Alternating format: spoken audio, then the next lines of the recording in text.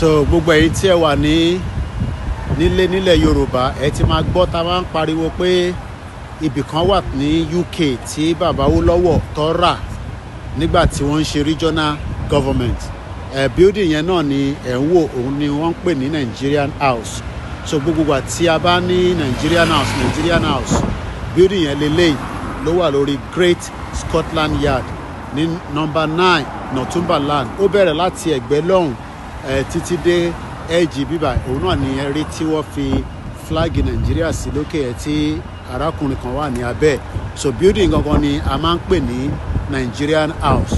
Níbẹ̀ ni wọ́n ti ń renew passport, níbẹ̀ ni wọ́n ti ń ṣe ọ̀pọ̀lọpọ̀ àwọn nǹkan tó ní ṣe pẹ̀lú diplomatic pẹ̀lú United Kingdom. So Nigerian House yẹn nígbà regional government ni bàbá Awólọ́wọ̀ rà pẹ̀lú owó kòkó bá ṣe gbọ́.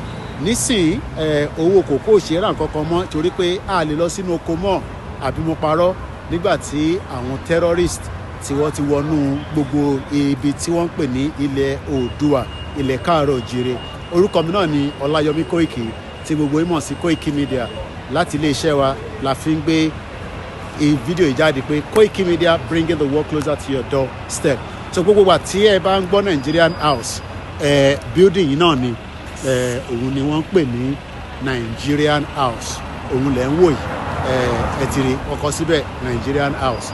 Tẹ bá fídíò ìpàdé ẹ jẹ́ kẹ́lòmíì tó wà ń lé kóun náà lè mọ̀ pé ibì kan wà o tí bàbá Awólọ́wọ̀ rà o, but nísìn ó ti wà lábẹ́ federal government.